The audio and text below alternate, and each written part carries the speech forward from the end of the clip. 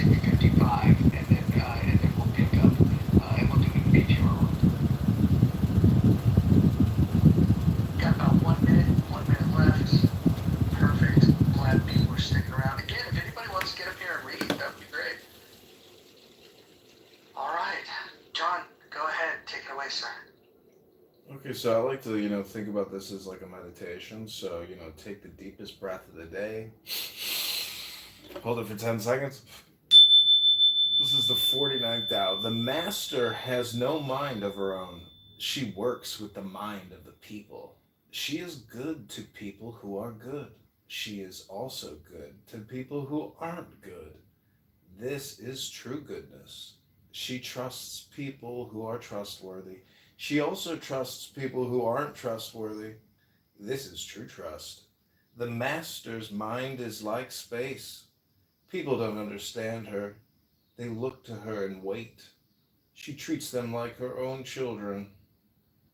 The master gives himself up to whatever the moment brings. He knows that he is going to die, and he has nothing left to hold on to. No illusions in his mind, no resistances in his body. He doesn't think about his actions. They flow from the core of his being. He holds nothing back in life. Therefore, he is ready for death, as a man is ready for sleep after a good day's work. Every being in the universe is an expression of the Tao. It springs into existence, unconscious, perfect, free, takes on a physical body. Let circumstances complete it. That is why every being spontaneously honors the Tao. The Tao gives birth to all beings, nourishes them, maintains them, cares for them, comforts them, protects them, takes them back to itself, creating without possessing, acting without expecting, guiding without interfering. That is why love of the Tao is in the very nature of things. In the beginning was the Tao. All things issue from it. All things return to it. To find the origin, trace back to the manifestations. When you recognize the children and find the mother, you will be free of sorrow. If you close your mind in judgments and traffic with desires, your heart will be troubled. If you keep your mind from judging and aren't led by the senses, your heart will find peace. Seeing into darkness is clarity. Knowing how to yield is strength. Use your own light and return to the source of light. This is called practicing eternity. The great way is easy, yet people prefer the side paths. Be aware when things are out of balance. Stay centered within the Tao. When rich speculators prosper, while farmers lose their land, when government officials spend money on weapons instead of cures, when the upper class is extravagant and irresponsible, while the poor have nowhere to turn, all this is robbery and chaos. It is not in keeping with the Tao. Whoever is planted in the Tao will not be rooted up. Whoever embraces the Tao will not slip away. Her name will be held in honor from generation to generation. Let the Tao be present in your life, and you will become genuine. Let it be present in your family, and your family will flourish. Let it be present in your country, and your country will be an example to all countries in the world. Let it be present in the universe, and the universe will sing. How do I know this is true? By looking inside myself. He who is in harmony with the Tao is like a newborn child. Its bones are soft, its muscles are weak, but its grip is powerful. It doesn't know about the union of male and female, yet its penis can stand erect. So intense is its vital power. It can scream its head off all day, yet it never becomes hoarse. So complete is its harmony. The master's power is like this. He lets all things come and go effortlessly, without desire. He never expects results, thus he is never disappointed. He is never disappointed, thus his spirit never grows old. All right, that was good. That was good. I'm gonna go. So I started 56, I believe. Let me get there. Hold on. When I unmuted myself, I flickered myself out of the link. Sorry for the delay, guys. Okay. Those who know do not talk. Those who talk don't know. Close your mouth. Block off your senses. Blunt your sharpness. Untie your knots. Soften your glare. Settle your dust. This is the primal identity. Be like the Tao. It can't be approached or withdrawn from. Yes, Or alright. harmed, honored or brought into disgrace. It gives itself up continually. That is why it endures. If you want to be a great leader, you must learn to follow the Tao. Stop trying to control. Let go of fixed plans and concepts, and the world will govern itself. The more prohibitions you have, the less virtuous people will be. The more weapons you have, the less secure people will be. The more subsidies you have, the less self-reliant people will be. Therefore, the Master says, I let go of the law, and people become honest. I let go of economics, and people become prosperous. I let go of religion, and people become serene. I let go of all desires for the common good, and the good becomes common as grass. If a country is governed with tolerance, the people are comfortable and honest. If a country is governed with repression, the people are depressed and crafty. When the will to power is in charge, the higher the ideals, the lower the results. Try to make people happy, and you lay the groundwork for misery. Try to make people moral, and you lay the groundwork for vice. Thus the Master is content to serve as an example, and not to impose her will. She is pointed but doesn't pierce, straightforward but supple, radiant but easy on the eyes. For governing a country well, there is nothing better than moderation.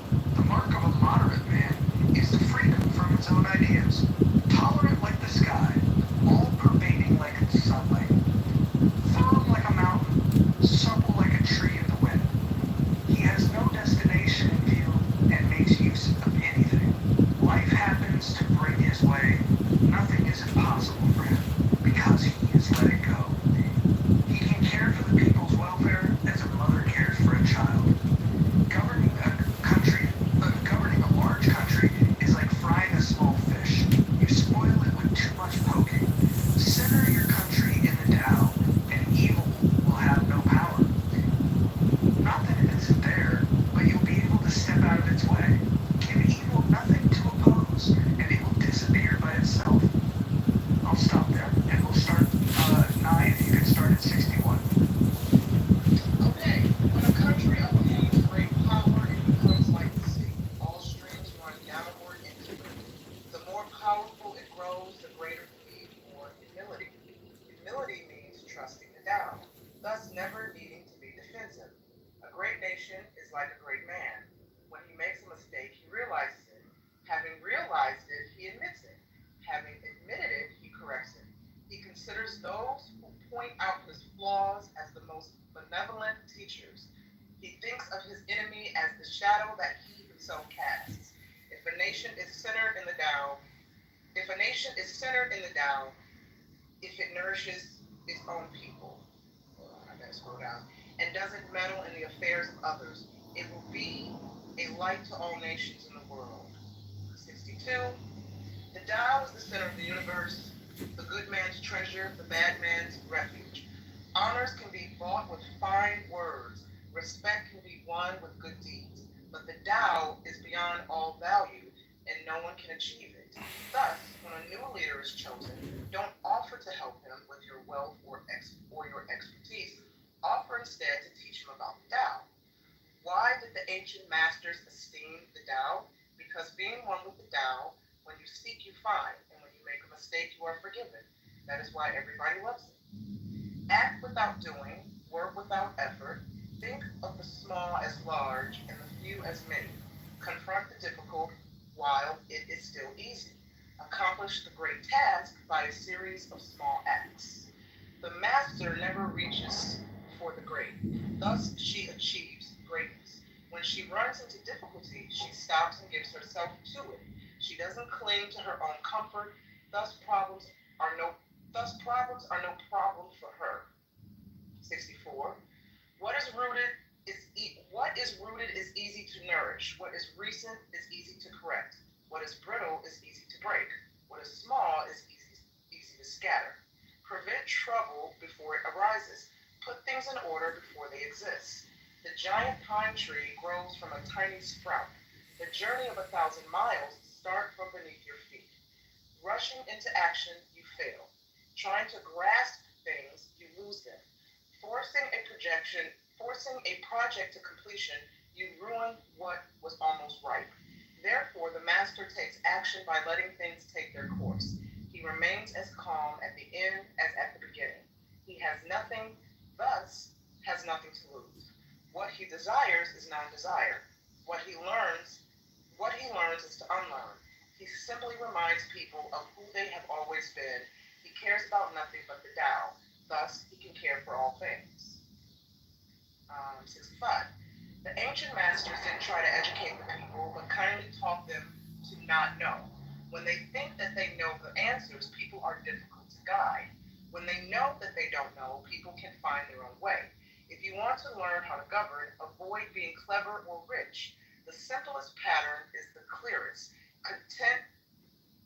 Content with an ordinary life, you can show all people the way back to their own true nature. Awesome. Brad, you want to jump in at 66? Give me a second here. What do you want me to read? Chapter 66?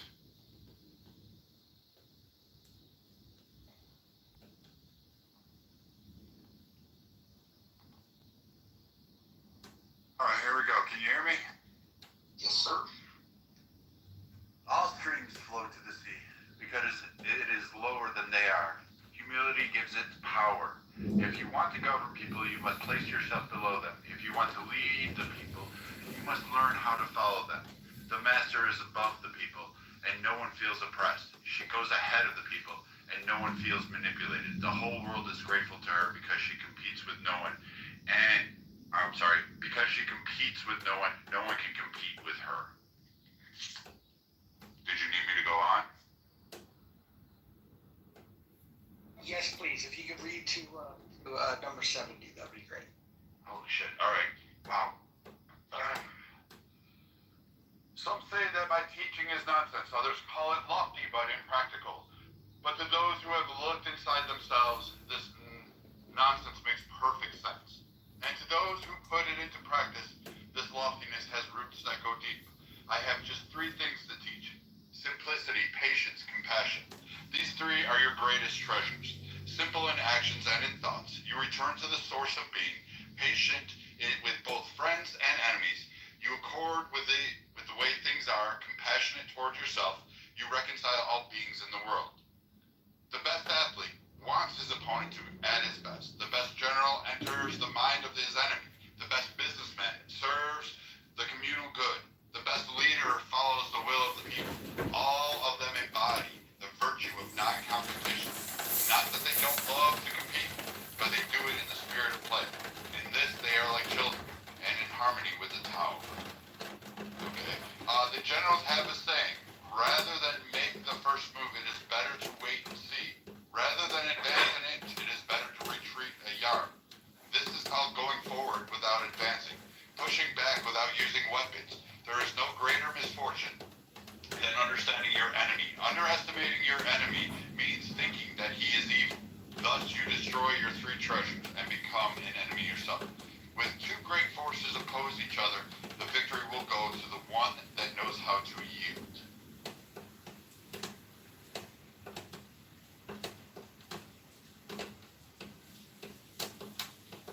All right, let's Brad stopped at 69.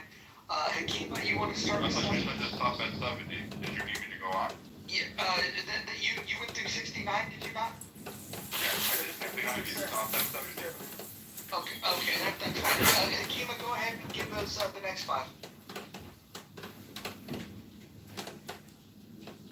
My teachings are easy to understand, easy to put into practice. If your intellect will never grasp them, try to practice them, you fail. My teachers are older than the world. How can you grasp their meaning? If you want to know me, look inside your heart. Not knowing is true knowledge. Presuming to know is disease. First realize that you are sick. Then you can move toward health. The master is her own physician. She has healed herself of all knowing. Thus, she is truly whole. When they lose their sense of awe, people turn to religion. When they no longer trust themselves, they begin to depend upon authority.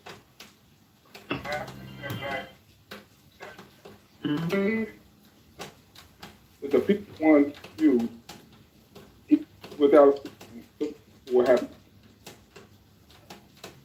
The Tao is always at ease.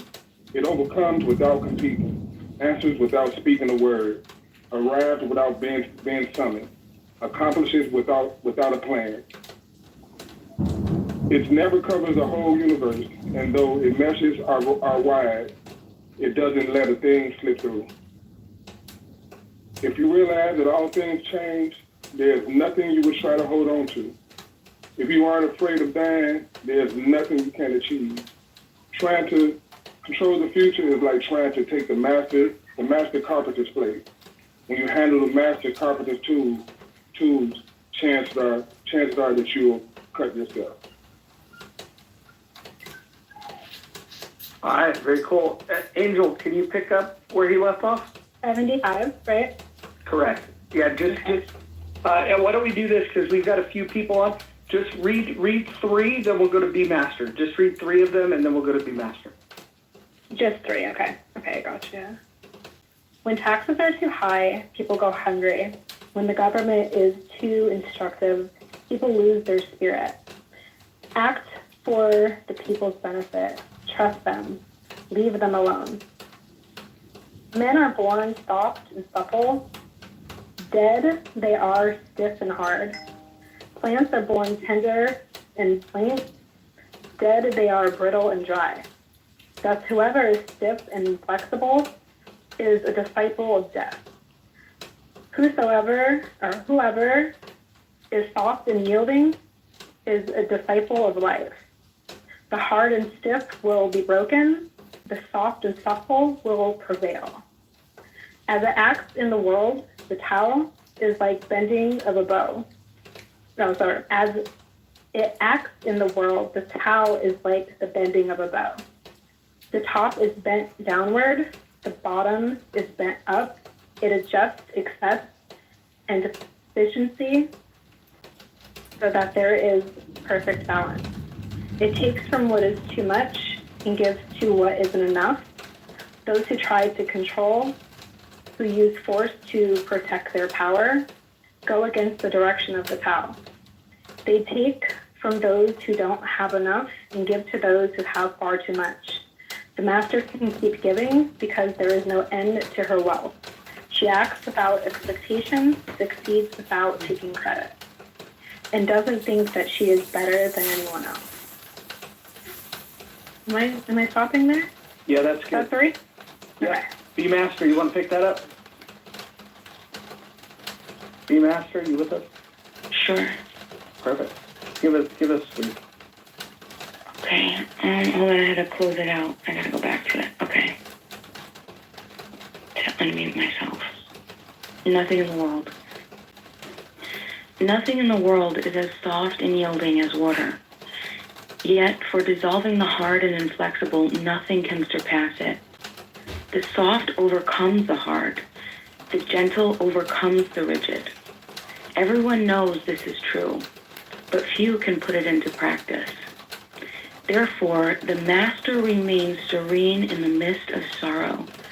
Evil cannot enter his heart, because he has given up helping. He is people's greatest help. True words seem paradoxical. Failure is an opportunity.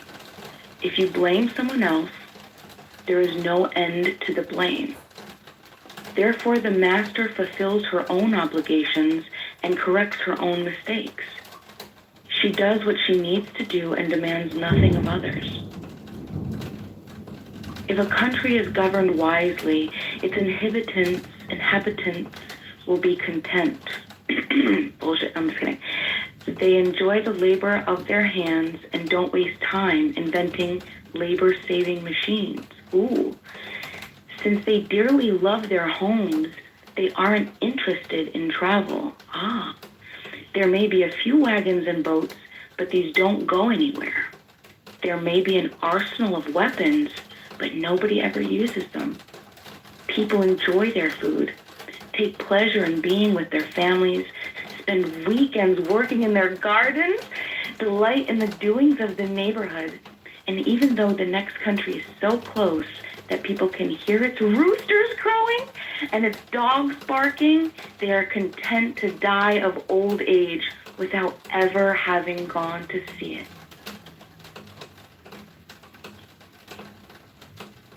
You want to, I think that's 3.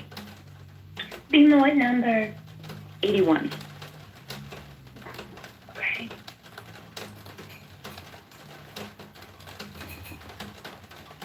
Are you reading next, Monica? The words, oh, I was. Okay, sorry. True words aren't eloquent. Eloquent words aren't true. Wise men don't need to prove their point. Men who need to prove their point aren't wise. The master has no possessions. The more he does for others, the happier he is. The more he gives to others, the wealthier he is. The Tao nourishes by not forcing, by not dominating, the master leads. Would you like me to read the notes?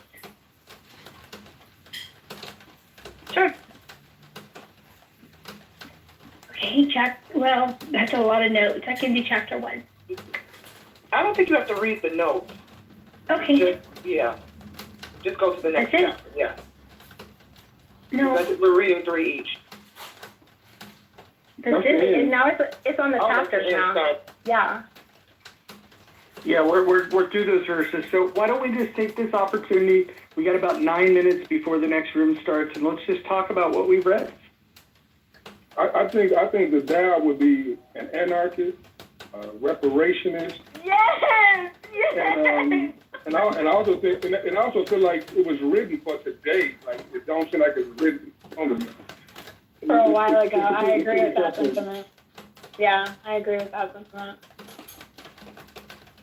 Wait, you think the Tao that inspired communist China is anarchist? Yeah, that would sound. But it sounded like it. Phenomenal. John, what do you think? It sounded to me like it's not making a position. It's actually, the lesson is supposed to be that. If you're right, you're wrong, and if you're wrong, you might be right. It's more of just letting go and just letting things be, which also means, the idea of getting rid of government is just as wrong as creating a more powerful government. John, what do you think? Yeah, I think it's a very, very smart book, and so it's so universal that I'm not trying to offend you, Hakima, but I think people project onto it what they want to see. And the unfortunate reversal of your position, Hakima, or people who believe that it's an anarchist book or a communistic book, it's a governance book. So whoever is rising to power or in power will utilize the wisdom to manage the situation.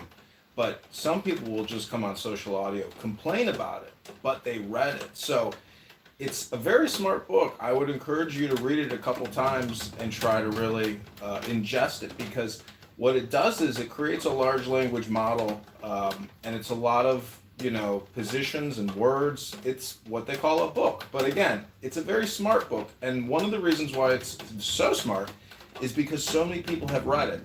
It's global. So if you could master this book and you could master the Bible, you are now a subject matter expert who can have intelligent conversations about these topics that hopefully edify and lift you up in, power and health and wealth and love. So that's my opinion.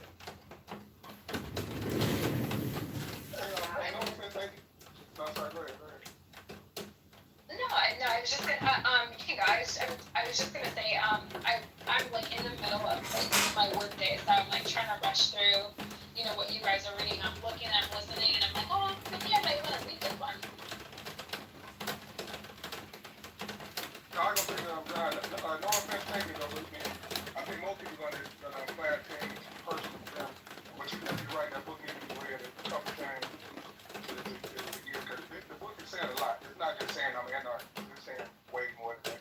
You know what I'm saying? And not that definitely. It's not definitely saying it.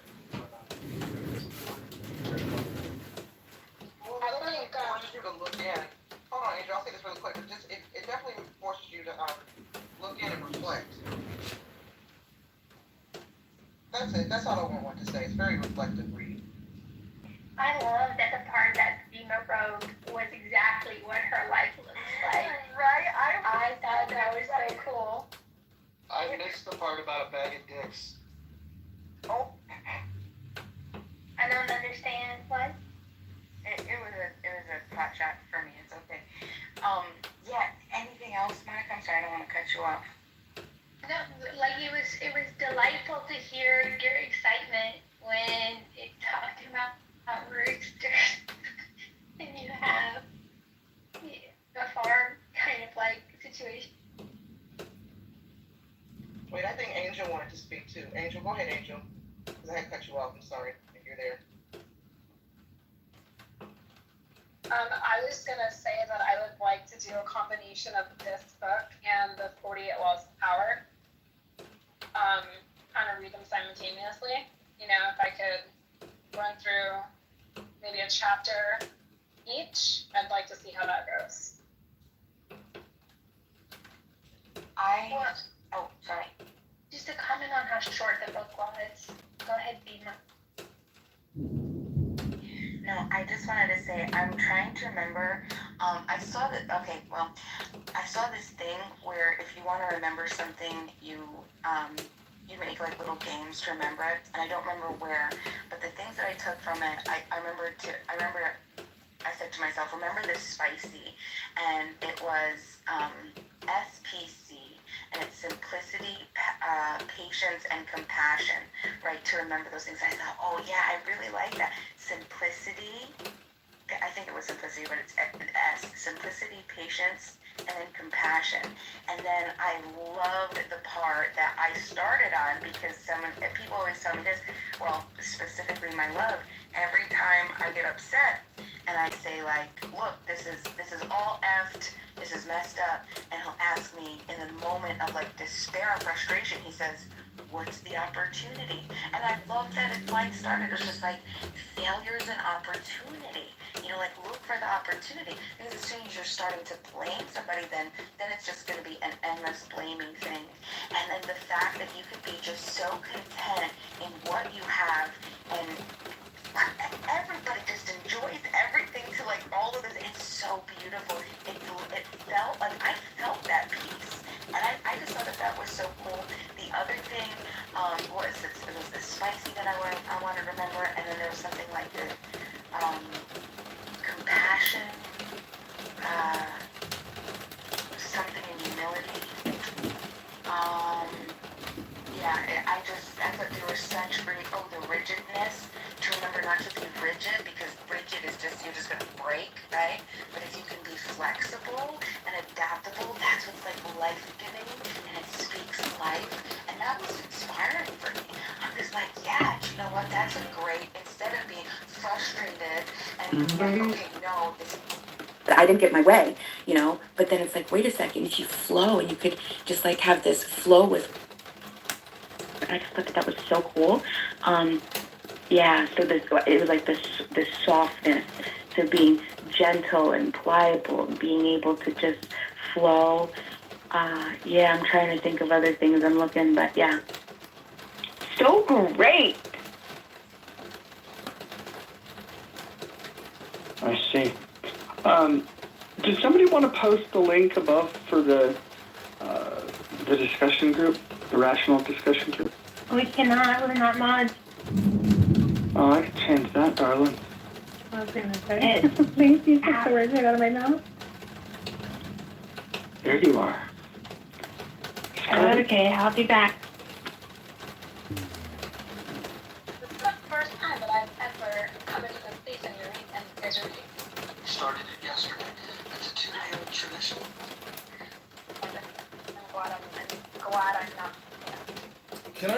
Can I ask, how did people feel, reading or listening to a wisdom book versus listening to road rage conversations? Like, what do you think might be better for your mental health or mental diet? It's just a question I'm asking. I like a healthy mix of both. A little chaos, a little drama, a little intellect. I actually liked that right before it, we had the crash out road. And so then we read it, and now we're going into the rational discussion group. I feel like we're giving people a little bit of each. And they want all of these things. But as we learned yesterday, you can't eat your cake and have it too.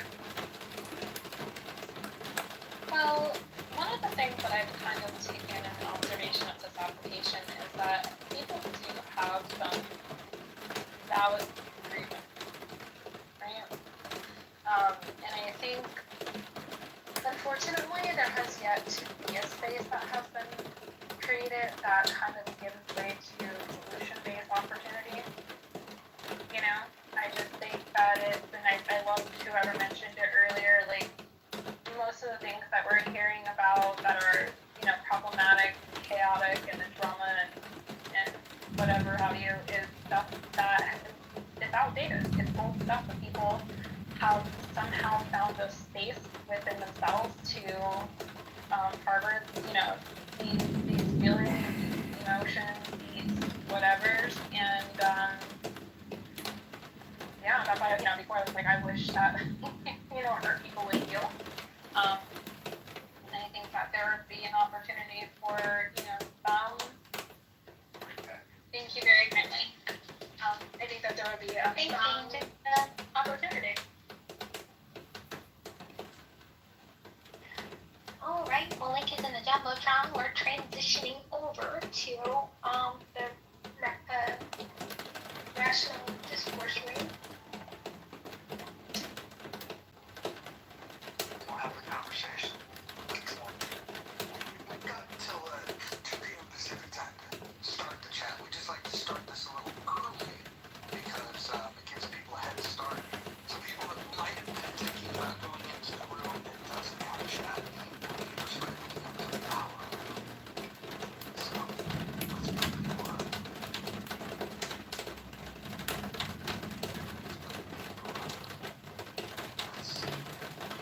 Waiting for our friend Nancy. I'm gonna set up a poll. You guys talk amongst yourself. Don't get too deep into the topic because I wanna kind of hold off until the answer and others get here, and then we'll be going. Hey Brad, I really enjoyed your reading of that book. It's one of my favorite books. I thank you for reading it, and I think that when a lot of people heard you, reading from a book, everybody was, titillated. Let's just put it that way. I actually agree. When I watch TV, they have a massive library with thousands of books, actually a collector of books. So, I'm not a big fan of this, a lot of the philosophical books that you enjoy. I'm not a big fan of this one. I think it has a lot of constructs that are not relevant to the world, and I think it just uses a lot of hyperbole to say, hey, we could just be better, but in reality it takes none of the constructs from everyday life and applies them.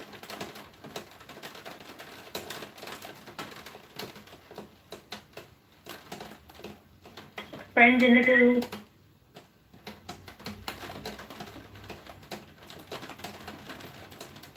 I also think that it's challenging to read that most of the people,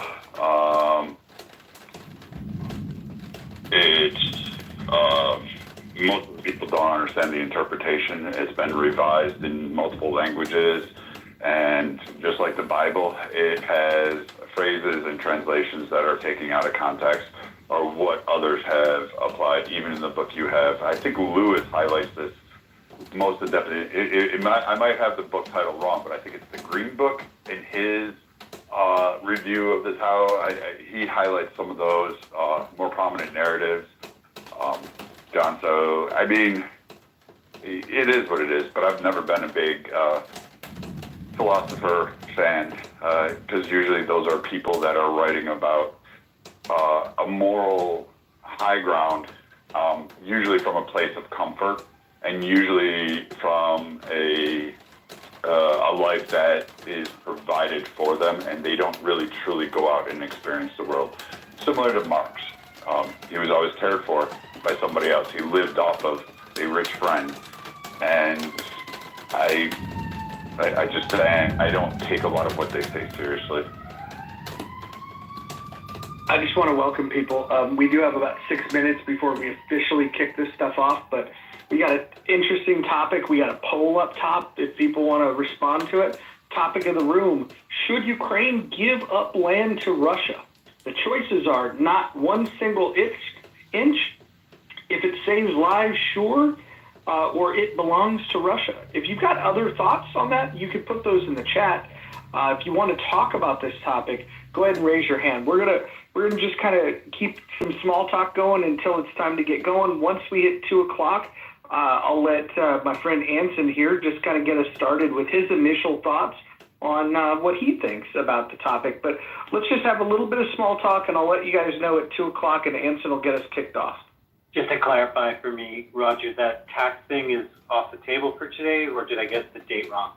It was supposed to be today, but Alan didn't message me, so I don't know exactly what happened with that. It might have happened while we were crashing out in the other room, so we may have missed it. Okay. Because Alan had popped into that other room, and then he disappeared, so we may have missed it.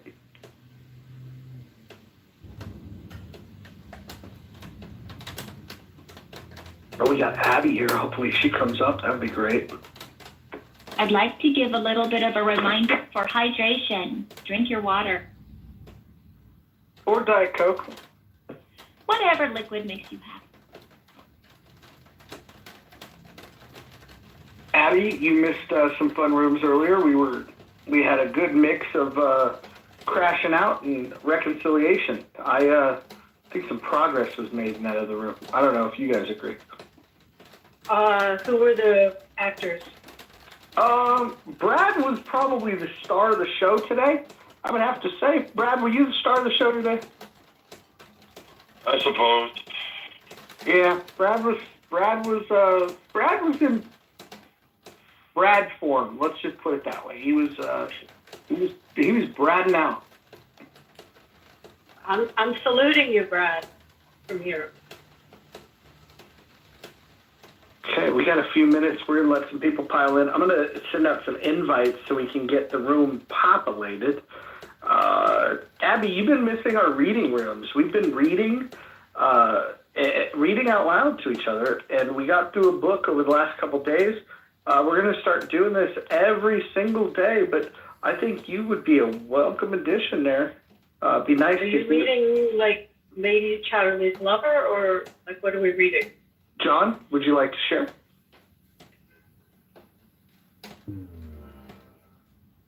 Is John here? Yeah, we read Lao Tzu's Tao Te Ching, ancient Chinese philosophy book about the Tao. It's about governance, philosophy, wisdom, mystical approach to dealing with complexities. Some critique was that it's the inspiration for the communist revolution and that it's actually an anarchical book.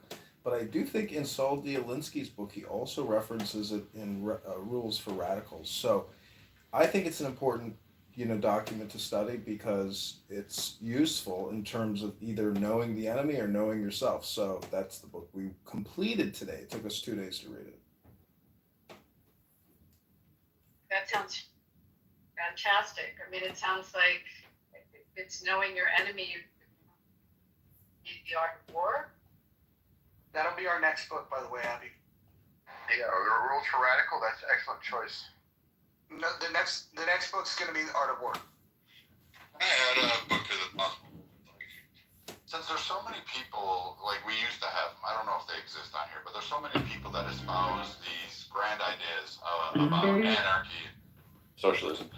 Why not throw Joseph Stalin's book up there? Leninism. Why not? So his honors, a review of Stalin up there. This will give insight to a lot of how some of those virtue signaling policies lead to the outcome under Stalin. Yeah, I think Art of the Deal would be another fun one here, just because of the divisiveness around the author. I want to turn this over to Anson. Anson, the topic of the room, should Ukraine give up land to Russia? Why don't you go ahead and kick us off with some initial thoughts? And I like the framing that you do of these conversations, so if you want to do that, that'd be great. Well, I'm not going to... I want to... Oh, you muted yourself. There's a very expensive clock going on. Can you hear me? Yeah, we can hear you, yes. Okay. Uh-oh, I think you're doing the glitch where it mutes you. Because you started speaking and then you muted yourself.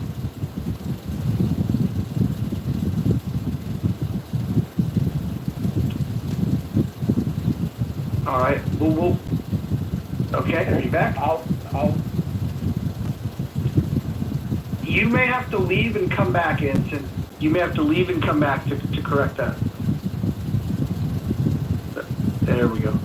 We'll get him back here, and then typically when we do these rooms, Anson just likes to get everybody to agree, is there a problem? And then we kind of go from there with opinions. Anson, go ahead.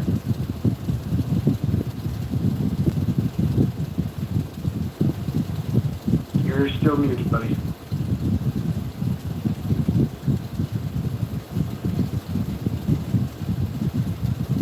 All right, I guess we'll get started without him. And when he comes back, we'll welcome him to jump back in. The question for the room, should Ukraine give up land to Russia?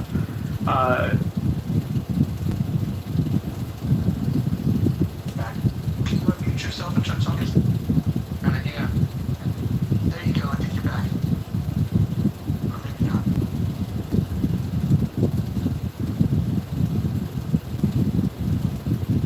Alright, I'm just going to get it started, and then Anson, you'll have to figure out your technical challenges. We'll definitely welcome you once you do. So, should Ukraine give up land to Russia? I think we have to ask ourselves, what is at stake? On one hand, you have a tyrannical leader who is invaded his neighboring country, who's trying to, invade a sovereign nation in Europe. And then, on the other hand, you have, the reality that in order for Ukraine to continue this fight, they're going to have to be highly subsidized by the United States, European allies, in order to continue to wage this war. Now, the people in Ukraine may want to fight, but in order to do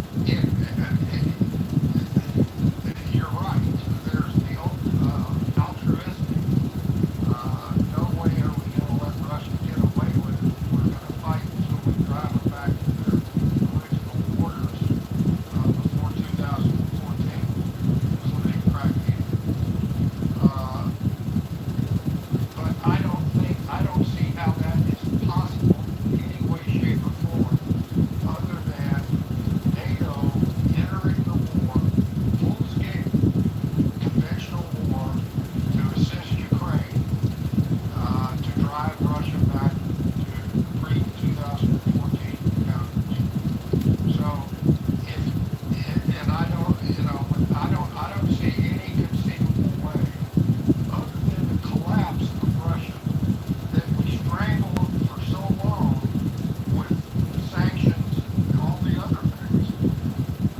But how long is that going to take? Years, in my opinion, particularly as long as they have support from China, Iran to a degree, etc. I don't see Russia throwing in the towel anytime in the coming several years. So if the war, if we want peace, Ukraine's going to have to give up land. But if you want to stand on principle, then keep fighting, and God help Ukraine, because I don't see a way to bring it to a conclusion other than on the values.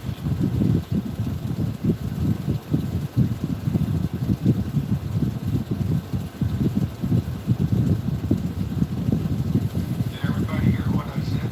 I think they did. Yeah, let's go ahead and get some thoughts. I'd love to hear, Brad. What do you think of what Anson laid out? I think he articulated the problem very well. And you've got two choices right now. We're aware that Zelensky has gone through about 92% of his resources and capabilities that he has been offered. No other nation seems to really want to reinforce the lines that Ukraine has tried to do. Their military tactics are subpar at best. It seems that Russia was doing a different type of campaign, and Zelensky fed into it instead of actually, utilizing, various other operations to expel Russia out of their territory.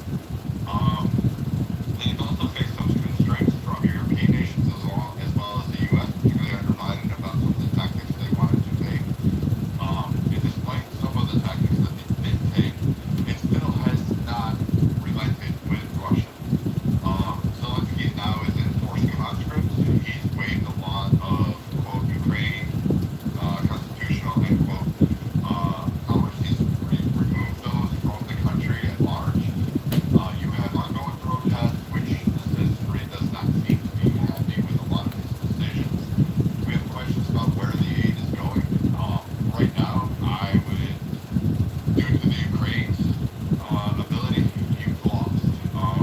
And I don't know how to put it simply, unless the U.S., NATO, European nations are willing to put boots on the ground, and the only nation that I think was willing to really truly do that was Poland at the time, until, some stuff went awry between Ukraine and Poland, particularly over the agricultural treaty and some of the weapons. I don't see where Ukraine comes out on top. My one thing would be, how much are you going to lose by? And now this territory is significant. They're sitting over a lot of reserves. It's a lot of money. It's a lot of opportunity for Ukrainians. However, you just do not have the capabilities to resist them. And your problem was just believing that the U.S. was going to be there at your defense should this happen. I don't know what to tell you. I'm sorry that you fell for it, but the U.S. is not going to put boots on the ground to go fight this war against Russia. They're not prepared for it. We're not capable of really taking on that conflict right now. We're tired, we're sore, we're angry, and we have too many domestic issues that we really want to focus on rather than having our young men and women engaged in a war with the likes of Russia for the next 20 years. So, honestly, right now, to say what they have left as a civilization, I would give for peace. I would relent to the terms and go back. You just don't have the military means to win this. So does that mean that anybody that wants to invade someone else, as long as they have the might to do so, that they ought to? No, I don't think it's on a moral front. This is the problem with wars. Everybody tries to apply a moral sense. It's your country, it's your nation, it's your house, it's your territory.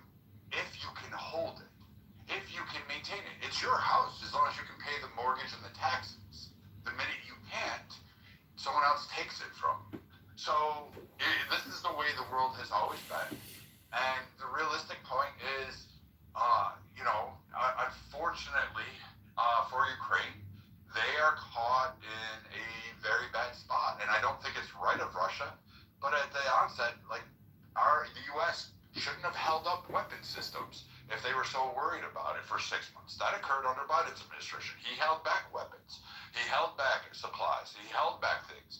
Europe held back things. They couldn't get on board and decide what they wanted to do. They wanted to play games. And so now you have a horrible deal that's going to be presented to the Ukrainians, and they're going to lose. And if they stay in the fight, I mean, it's a war of attrition. Russia's just bigger. Ukraine does not have the capabilities to go much longer. I would say maybe a couple of years. They could probably put up an IRA type style resistance when Russia takes over the territory. But I mean, in the end, the results are going to be the same. Russia's going to come out on top of this. And that's a shame because the U.S. fucked up. We did another Vietnam, except we put it in Ukraine.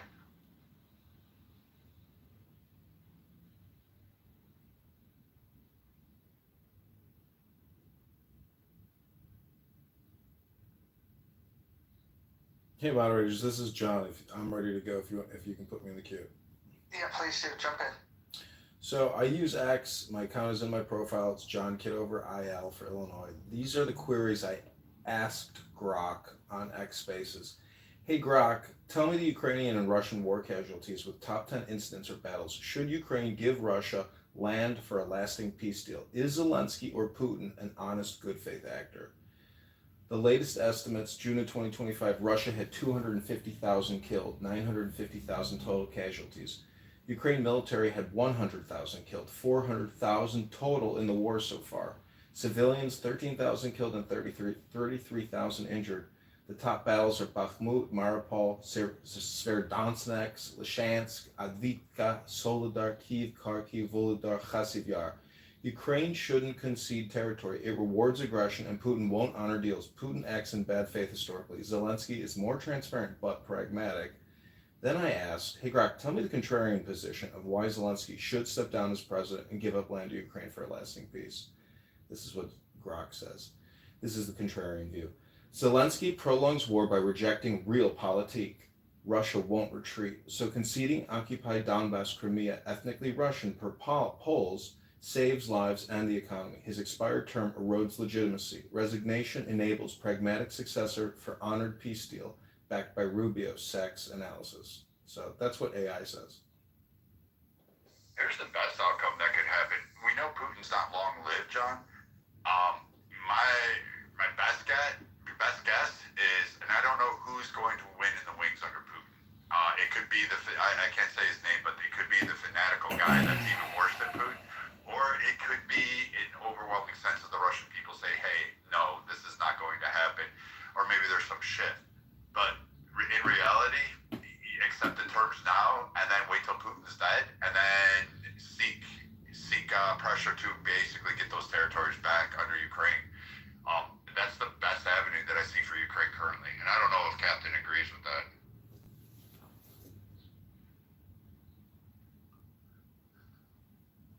I'm still waiting to hear somebody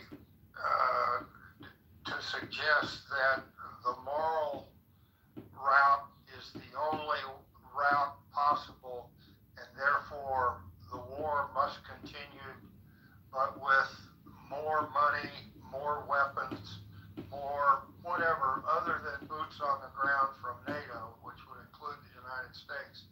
Can anybody make a rational argument that will work, and how long will the war last if they make that rational argument? I don't think as long as Putin's in power that he is going to give up the land that Russia currently occupies. He may give up a line here or a line there, but certainly he's not going to give up Crimea. He's not going to give up Sevastopol, and all of those things. And if we just wait out Putin's death, or conceivably, maybe, very unlikely, but conceivably his overthrow by the Russian people,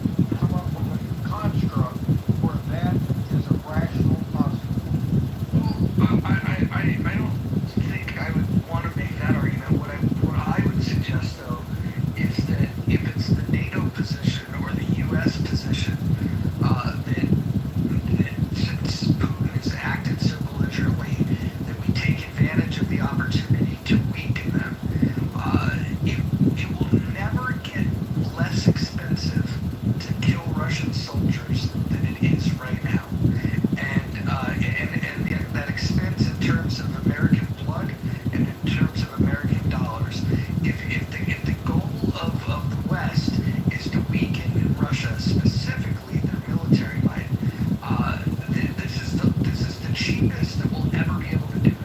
And I know that doesn't provide a response that you were looking for, but I think it's something to consider.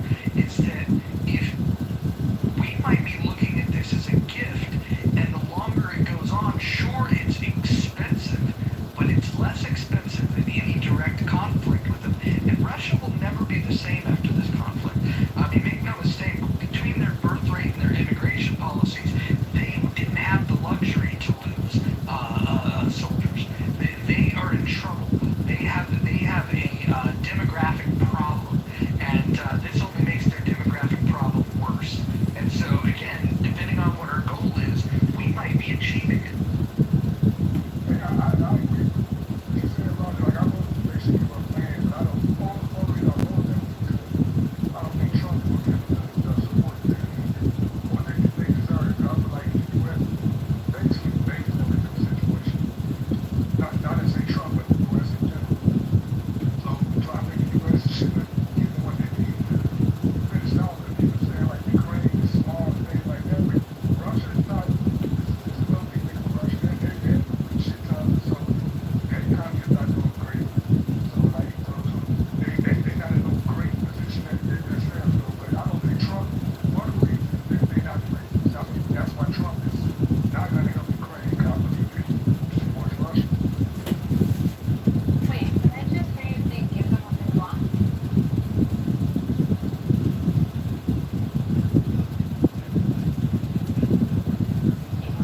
Somebody said, if you don't remember, no, if you don't remember, that's fine. I know, I wasn't confused. I thought you said, I thought, okay, that's okay. So, and I disagree with you, Captain. Sir, I have some issues with Putin saying, like, the idea that he's going to march into Kiev. I'm confused from the start of the battle. Like, he employed Hannibal's old tactics of, like, the try, whatever you call it, going around each side. But unfortunately, he never carpet bombed anything. You were aware that they could have done it.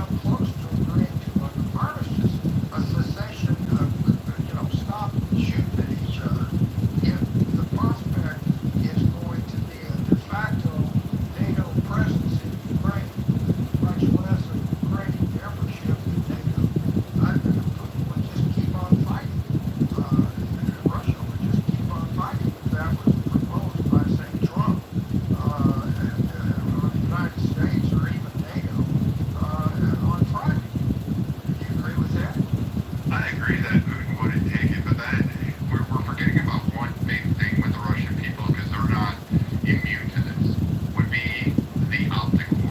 That all of a sudden there's a chance for peace. Would Putin start to receive pushback from his own people, particularly the military, and the numbers he's losing, the numbers that are wounded, and the numbers that are returning? Would he end up being forced to accept something along these lines? Because again, the Russian people also want peace. They're tired of the war too. So I mean, it would be like boxing Putin into a corner, and Zelensky could come out looking like a hero. Putin can come out looking like a hero temporarily, and the U.S. and NATO looks like they fulfilled their obligations at some point. So I mean, if I was Zelensky, I'd be playing hardball. I would put everybody in a corner, and I would put them all in a box and say, "Here, this is what we're going to agree to." Because right now he has nothing to lose. Either the war keeps fighting, he loses more territory, or he accepts terms of a peace agreement, and he's gotta obey at least somewhat the will of his own people.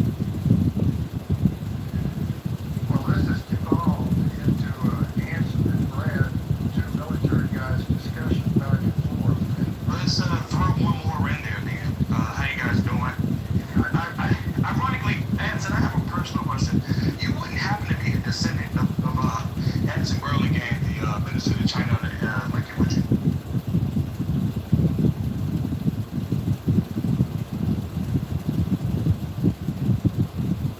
If so, that would be pretty awesome. I think that I'm listening to the conversation.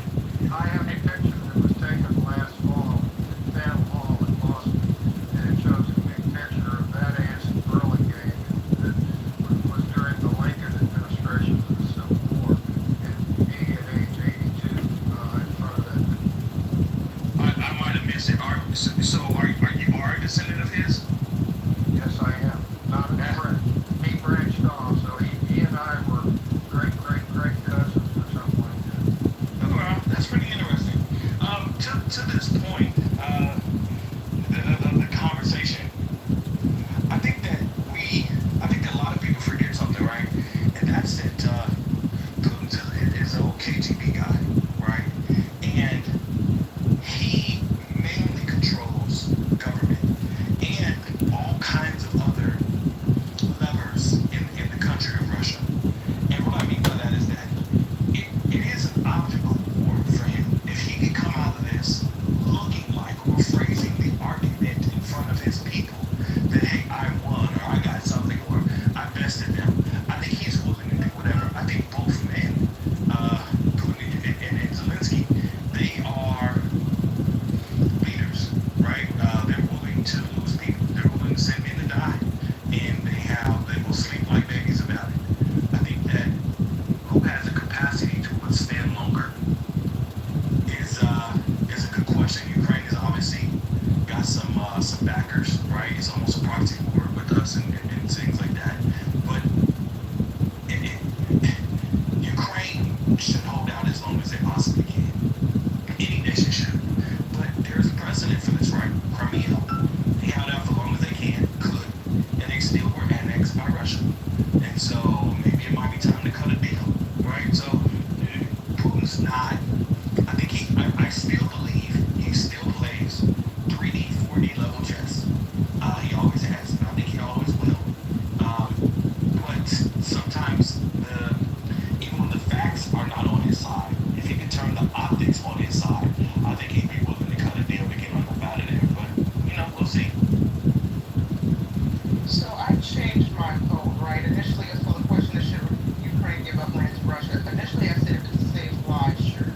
But after listening to Anson and Brad speak, and then while they were talking, I read on PBS that according to a May 2025 poll, 55% of Ukrainians oppose ceding land, right? So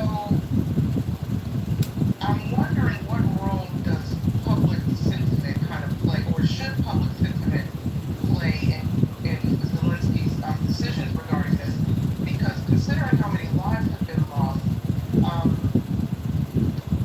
the public might perceive, giving up the land, ceding territory as a form of betraying the sacrifices of the civilians and soldiers. People have lost their lives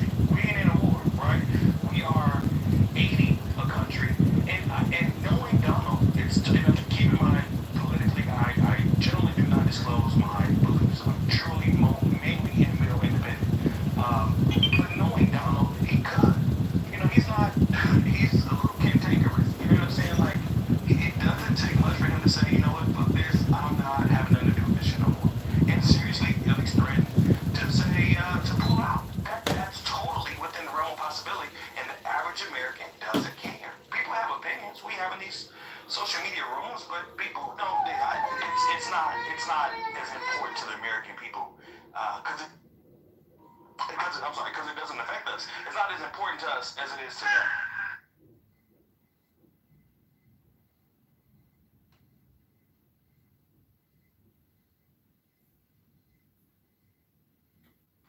That's a good point. I kind of agree to some. I kind of agree with that on some level. I don't think your average American. It's not that we don't care about the lives lost, but I think many of us understand politically how this political game works and how wars are profitable for many leaders. No doubt, likely profitable for our government. And because this war doesn't seemingly directly impact your average American, I'm with Rob on this. I wonder how much the average American actually cares about this war. Hold on, let me just jump in real quick. I don't think it's whether they care or not. It's the fact that we're divided in people. There seems to be thirds. There's that third that is going to support Trump no matter what he does. There's the third that really doesn't care and fits into that category. But then there's also a third that no matter what Trump does, that they're going to criticize every move he makes. And I think anything he does, he's damned if he does, damned if he doesn't. If they can weaponize something against Trump, I think they will. And so I think you do have to be careful the decisions he makes because you've got enemies that are committed to trying to take him down, right, wrong, or indifferent. I mean, you got to remember, they tried to keep him off the ballot. They tried to throw him in jail. Yeah, they tried to kill him. You think they're not going to criticize his decisions on war means? Well, I won't jump into that conversation. Speaking of thirds, I think to that point, I think Anson has great experience and things like that. I just respectfully, obviously, I don't think that the people care. I think that it's something to talk about, but people are not going to take to the streets about Ukraine. People in political circles will get on TV and social media and etc. They'll have the interested regular people will have something to talk about, but it's a nothing burger. Now, what will turn people out in the streets? Israel and Gaza. That can literally not tear the country apart, but it can definitely have an effect seriously. But the Ukraine and Russia, nobody. It's not that big of a deal to Americans like that. For real. So I just wanted to jump in here. Now you brought up a poll that you read, and I'm assuming it's the Gallup poll from August. That's generally the one that I hear people cite. I would be careful about this side of it because, again, the desertion rates that, like any reporting out of Ukraine, you have to take with a grain of salt. It's like believing China's economic numbers when they said things. It's just like, okay. I would say that a lot of those polls seem to be targeted, even those that are on the other side of peace. But I do hear from more and more representatives, particularly in the UN, who are bringing this up, that they are citing and saying we need a quicker resolution to the end of the war. And I think the Ukrainian sentiment right now, with the way that you have the AWOL rates going on in Ukraine, you have people fleeing the battlefield. There is not this